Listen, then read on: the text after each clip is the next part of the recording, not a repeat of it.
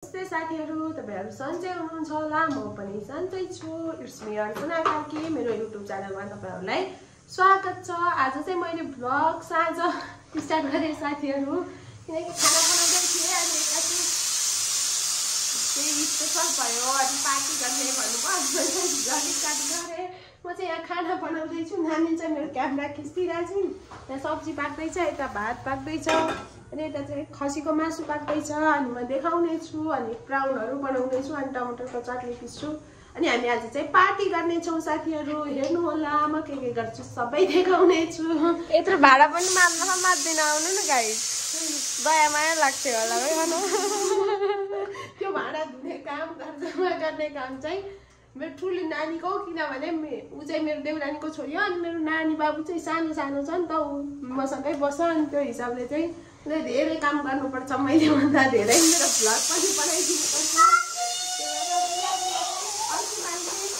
हेरिदिनु होला साथीहरु, मन पराइदिनु होला। मेरो दुईटा बच्चाहरु सँगसँगै पनि मैले युट्युबतिर स्टार्ट गरौँ भनेर भ्लग स्टार्ट गरेको छु।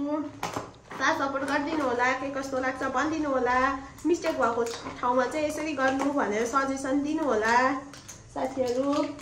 अब चाहिँ म भाडा माग्छु। यहाँ चाहिँ पुराउनबाट आफै आउनुहुन्छ साथीहरु। मैले चाहिँ यहाँ पुराउन लाग्छु। अब नानी चाहिँ यहाँ भाडा धुँदैछिन्। भाडा धोइसक्यो होइन, सबै भाडा धोउ ल राम्रोसँग। भाडा धुँदै गरेर मासु चाहिँ यहाँ पाकिसक्यो। अब यहाँ चाहिँ छिटो पुऱ्याउँछु मैले। अनि त्यसपछि चाहिँ खाने बेला भेटौँला साथीहरु। पुऱ्याएपछि सबै रेडी भएपछि देखाउने छु। नानी चाहिँ साथीहरु मैले पुऱ्याउन थाले। यहाँ पुऱ्याइसक्नु भयो है।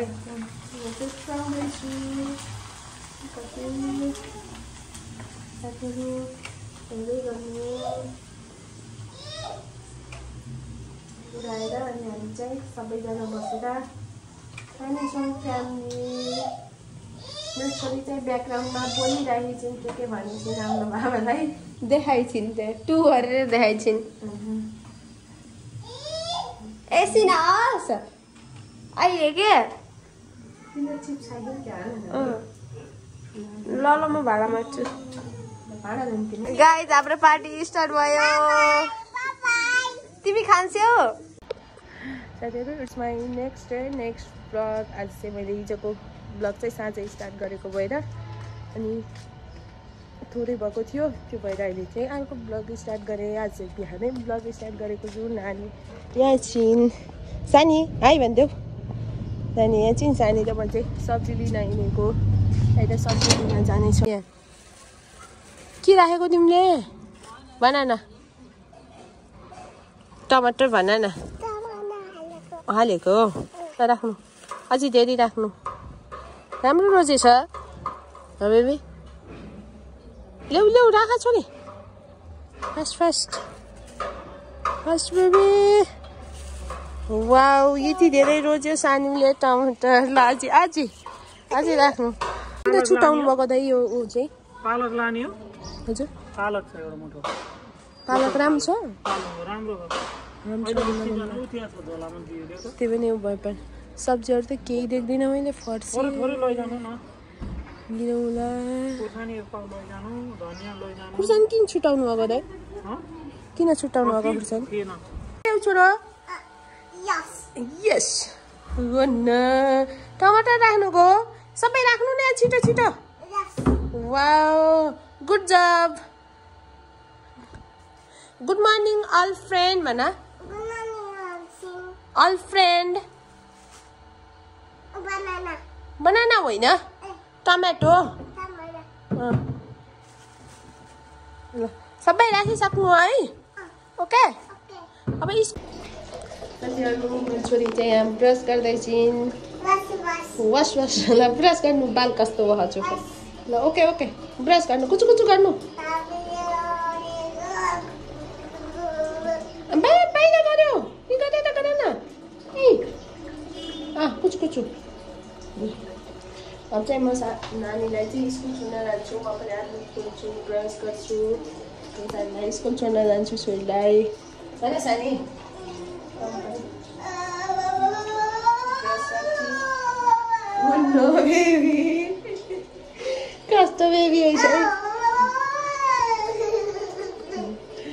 मामु पनि ब्रस गर्छ हो गर्ने हो गर्ने मामुले नि ओके ओके वेट वेट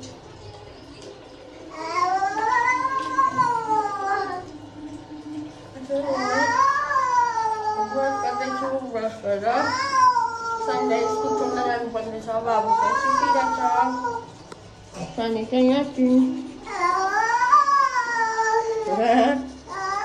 म चाहिँ नानी छोड्न हिँडेँ के भयो यहाँ काम गर्नुभएको मिलाउनु भएको देख्यौ यो उता लाने हो क्या बाहिर एकचोटि चाहिँ रेडी भयो नि स्कुल जान ल आऊ आऊ आऊ जाऊँ छिटो ढिला भयो बेबी सुस्ता हिँड्नुहोस् आउनु हाँस्नु माम हजुर के गर्ने अरे बेबी त्यहाँ छु अब म नानीलाई स्कुल छोडेर आउँछु साथीहरू त्यसपछि वाउ ल हिँड्नु हिँड्नु बेबी घरमा आएको र यो साथीहरू